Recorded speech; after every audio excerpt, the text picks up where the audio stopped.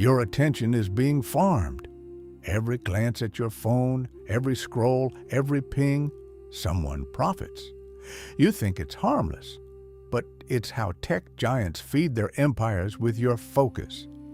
From the moment you wake, your brain craves the next hit.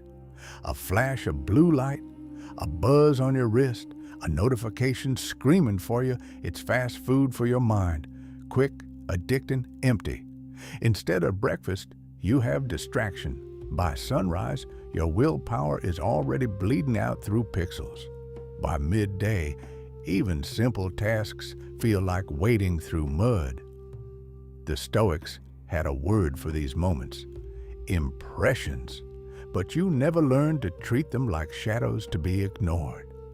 Every tap sends a dopamine spike through your veins, a little rush of yes. With each hit, something quiet inside you dies. More and more, your waking hours are run through algorithms.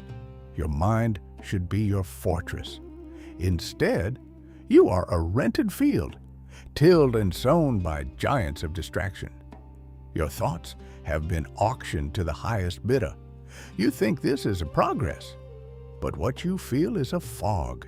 A day passes by in a daze. This is the trap, and you didn't even see it set. You think you're fighting the world, but the real fight is against your own impulse to look. The world doesn't have to nab you. You walk right into the trap. Your eyes flicker over feeds while waiting in line or lying awake in bed. Each scroll is a nail in the coffin of your concentration. Your thoughts are drawn away like a moth to flame. No matter how far you want to go, those lights call you back. Imagine morning routines, brushing your teeth while skimming headlines, sipping coffee with one hand and your feed with the other, going to work already a step behind, replaying notifications in your mind. It's a silent bank heist. Only the vault being robbed is your brain. Most people shrug it off. They think they can multitask their way out.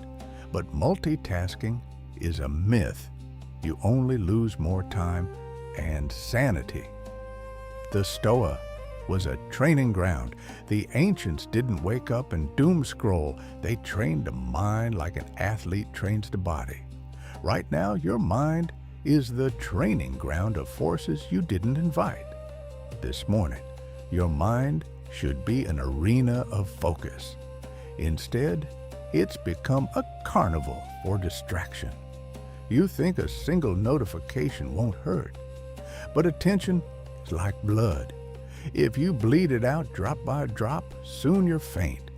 It's an economy of dopamine, like a stock market crash in your brain. Every like, every slide, each random video is a transaction. You invest seconds for the illusion of reward, and you're bankrupt. In that moment between pings, there's a chance, a moment that's yours alone. The Stoa's ancient lesson: your mind can be free if you let it.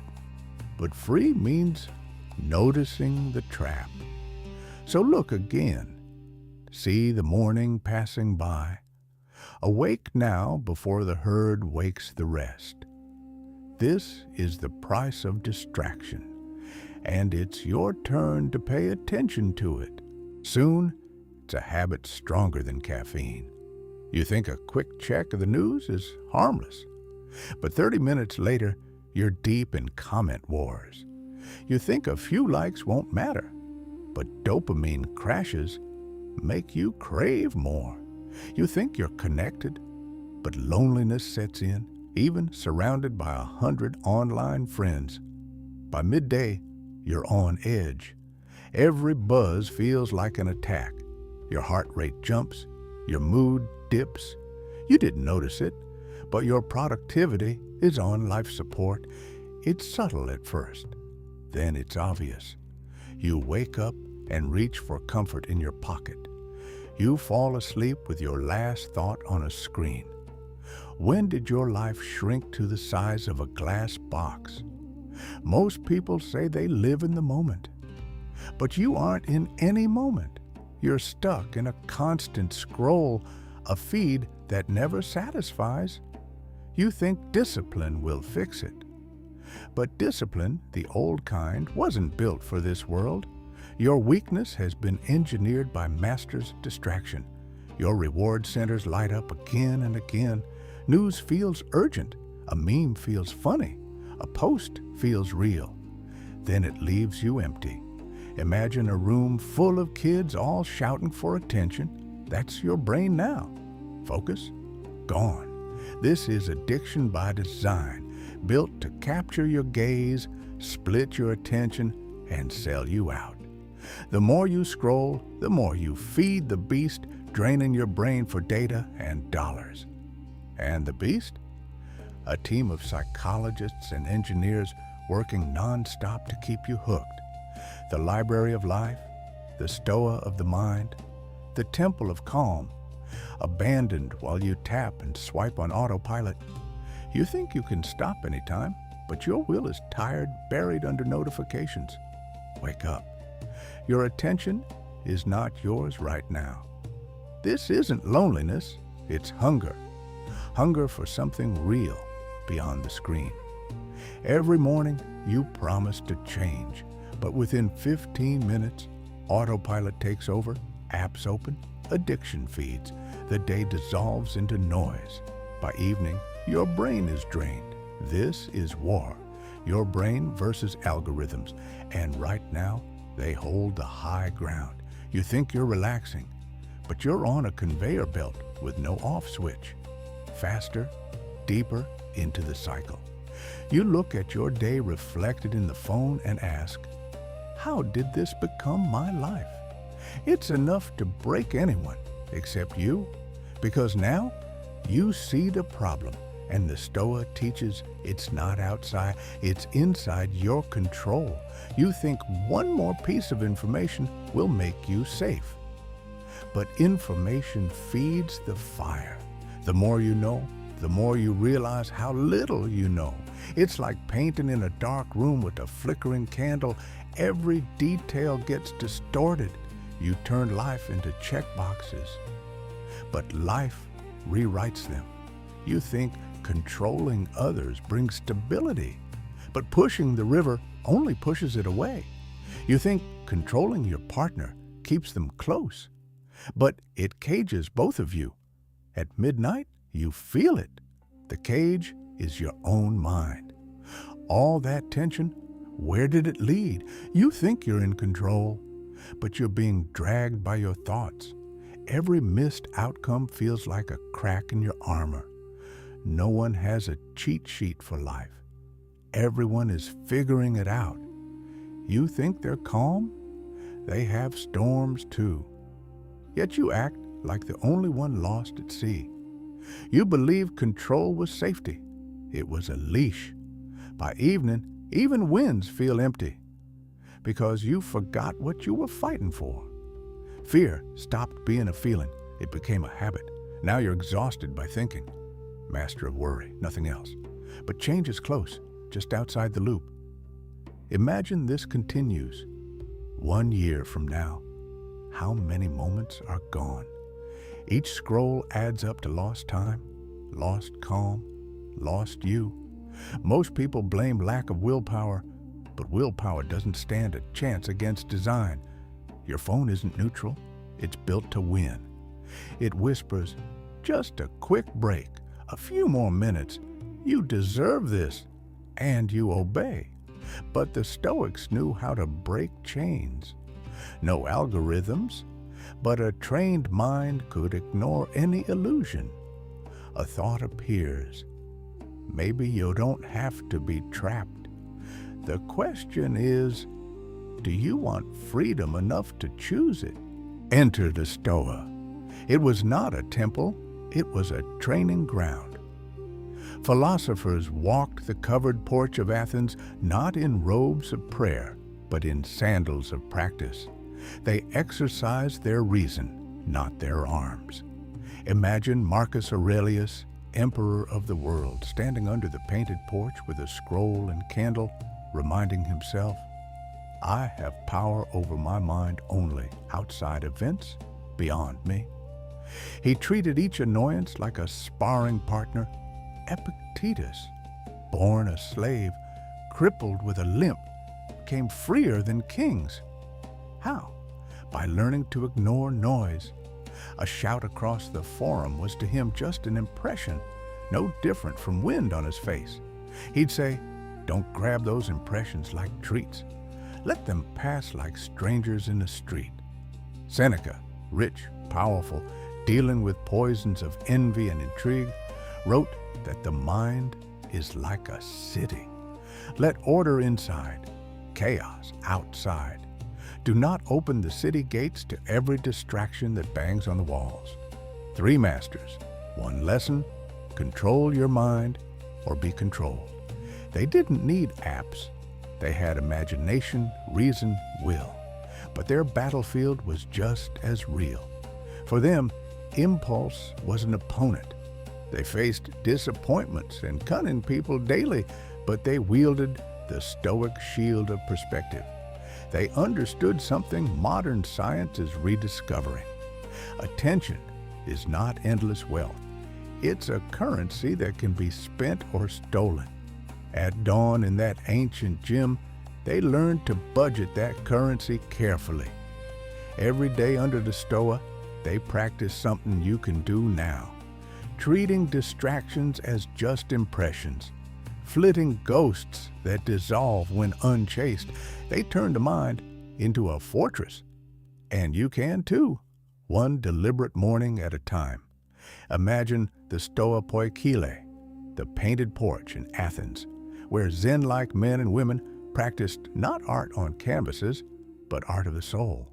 There was no TV, no phone, but gossip, fear, joy, anger. All were distractions they mastered. Picture a student of Epictetus hefting his day like weights. Every distraction thrown his way, he lifted and dropped. Each insult or fanciful rumor, an exercise in dismissal. He turned his mind into a grove where only chosen thoughts could grow. Marcus Aurelius, scribbling in candlelight, kept reminding himself, "Don't be harmed by the impression." He meant the sensation. The urge is not truth. Watching a child hungry behind a fence, he felt sadness. But he knew the fence, the child's need, these are facts. The urge to despair was optional. Seneca, advising a friend, said, "Your mind is a city. Let order inside, let the chaos outside. Don't open the city gates to every distraction that bangs on the walls." Even modern science echoes this. Your brain is plastic. Training it is like sculpting clay. The Stoics hammered away at their clay with daily discipline. They who first made virtue the only good had mastered attention. One arrow of focus piercing the noise. So did they dance through life or walk with sages calm. They understood. An unfocused life is the opposite of living well. More than gladiators, their battles were unseen, internal, yet their victory was real, freedom from the tyrant within. And that freedom of theirs is now your heritage. They began each morning at dawn, not checking feeds, but setting intention. And you can begin the same way, because nothing has changed about human nature since then. Only the instruments have. If they could thrive when darkness was measured in oil lamps, imagine what you can do when your worst distraction is mechanical. Here is your workout regimen for the mind. No whining, just steps. Step 1, exile the device. When you wake up, the phone is not next to your bed.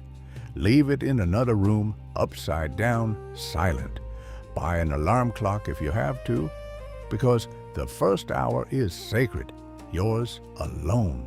You think you'll feel lost, but think of it as stepping onto the training mat.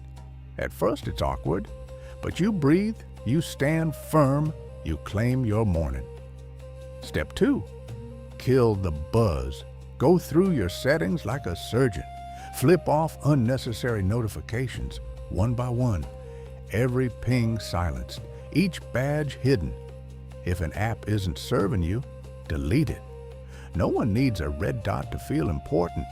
You think missing a message is risky, but really, it's a bullet dodged. Emergencies travel on other channels. People will call if it's that serious.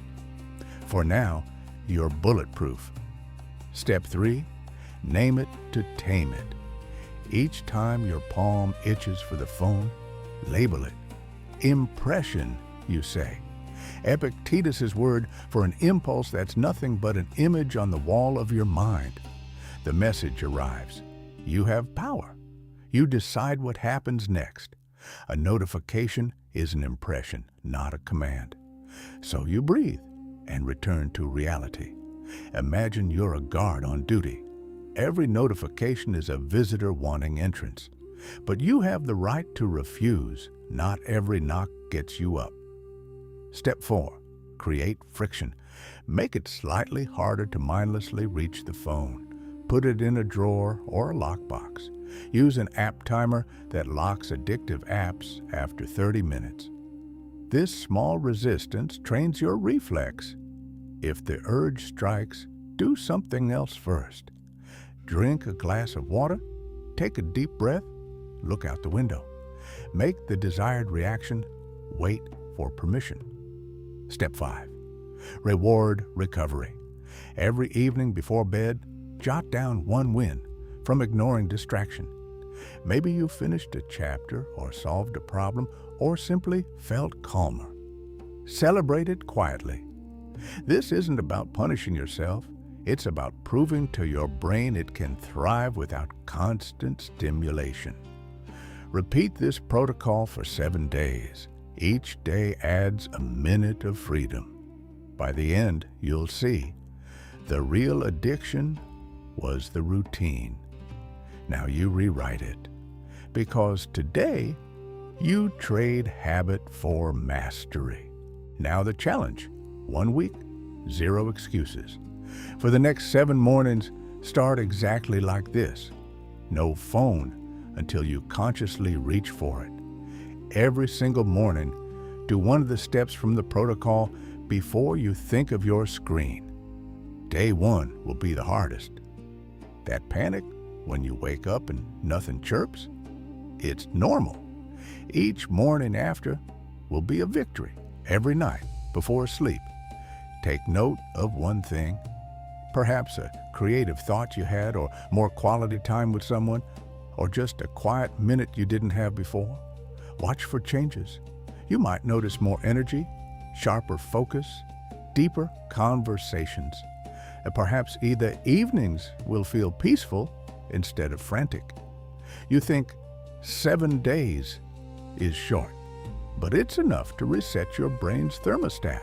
Just as a soldier forms habits in basic training, you are building lifelong skills. By day 7, the cravings will weaken. By day 9, they'll be ghosts. And on the 8th morning, when you wake up and that phone vibrates, you'll choose. You'll reach for the real sunrise instead.